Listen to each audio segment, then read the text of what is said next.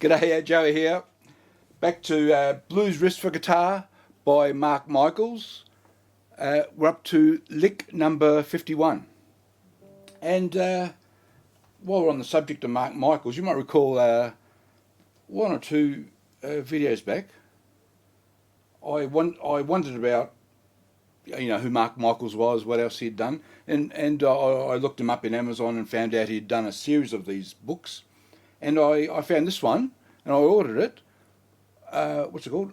Rockabilly Riffs for Guitar, also by Mark Michaels, and he's got a few other. There was a rock riffs one. If that had been available, I think most of these you now got to buy second hand. I think they're all out of print. Although I did say last time this one was available as a second-hand copy on Amazon last time I looked. Worthwhile picking up.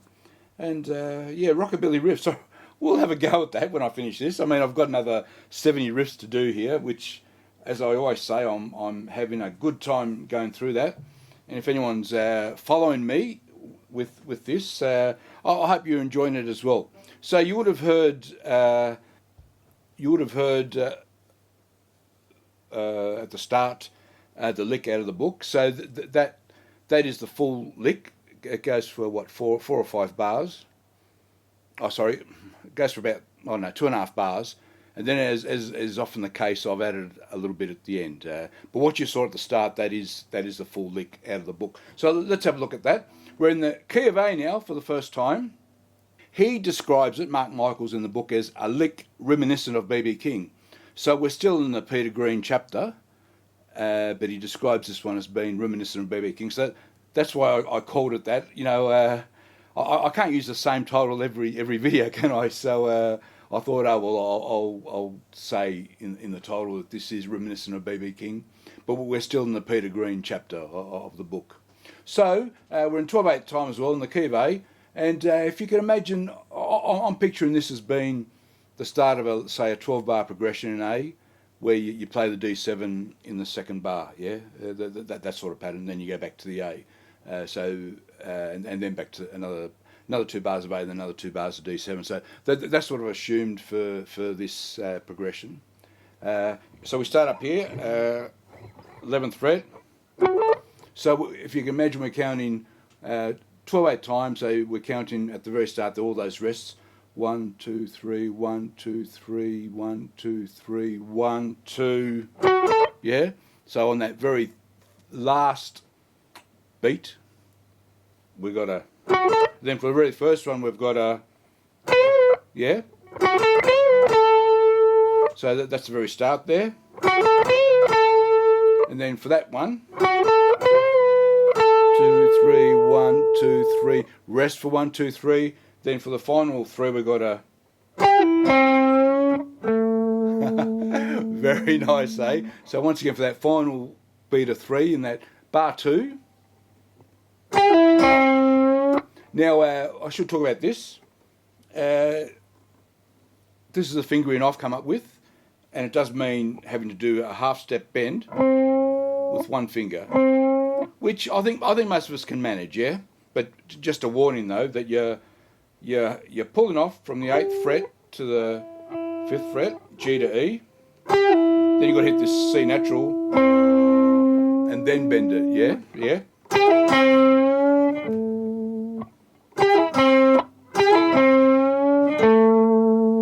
And then we're counting 1, 2, 3, 1, 2, 3. Another count of 1, 2, and now we're up to the bit I've added. Okay. Now, what was I thinking about?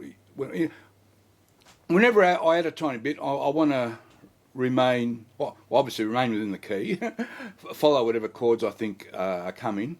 That goes without saying. But I want to be relatively consistent with what's come before. So I will generally latch onto something that keeps the same feel, that makes it sound as if this is actually, I'm completing a whole lick that already exists rather than me having just tacked on something, yeah?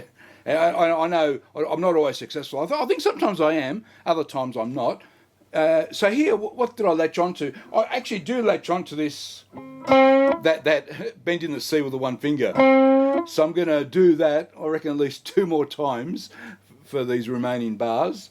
And I latched onto the fact that we start with that F sharp as well. And there's an F sharp here. So there are a couple of things I'm latching onto that I reuse in these remaining bars. So when bar 3, we've got to that A. Oh, you know, 3, 1, 2, 3, 1, 2. So that's how that final bunch of notes in the third bar there under A go, yeah? 1, 2, yeah? So actually, I'm doing the, yeah?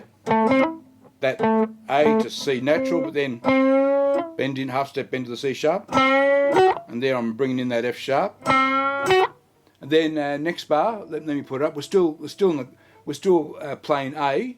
I now reuse that F sharp with a pull off. Yeah. And you can either mute it or let them both ring. That can work as well, yeah.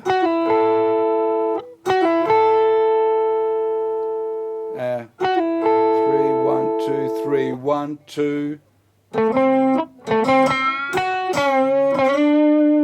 I'm back to doing, yeah, back to that F sharp. Here I want to do an upstroke on the C natural, then bend it to the C sharp, hit the F sharp, and then I'm doing a pre-bend, yeah?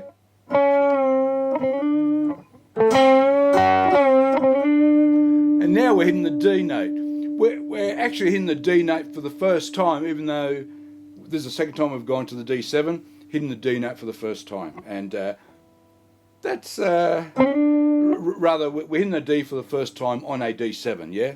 Even though it's the second time we've hit the D7, yeah. And I think it sounds quite nice. So I think the whole thing flows quite well, yeah? I hope you agree. And let me say once again, just working that little bit out, literally, you know, in the past hour or so, working it out and practicing it, it has been a lot of fun. I really enjoyed it. So I hope it feels as good for you as it did for me playing around with that. Now that's where I stop. That's where the backing track you'll see at the end, and I'll replay these tabs as well over the backing track of the whole bit. That's where it ends. So you know, normally D7 would go for another 2 bars where we've just ended on that D note. It would go back to A, and then finally you'd go to the 5th, which is the E7, and then D. And look, I haven't thought too hard about what would happen here, but you could, because on that D7 we started off with,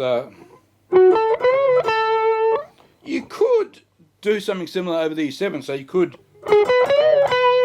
yeah, over the E7, then but when the D comes, yeah, so once again, repeat that pattern over the E7, repeat it over the D7, and then it goes back to the A. This bit we initially played over the D7, but now you could actually repeat that over the A and repeat the identical set of notes and lick, but this time because you're over the A, you just get that slight, you know, point of difference, yeah. And when you end with usually you know, 2 beats on the A and half a bar of A and half a bar of E7, you could go and just hit those E7 notes of the chord, and then the whole thing would start again. You could do something like that. Look, I always encourage you to, yeah, by all means, have a look at what I've done, and then play around with it to suit yourself and come up with your own stuff. And really, that's where most of the fun is in doing these licks. All right, I've had a good time. Look, thanks for watching. Hope you enjoyed that. I'll see you next time. Bye bye.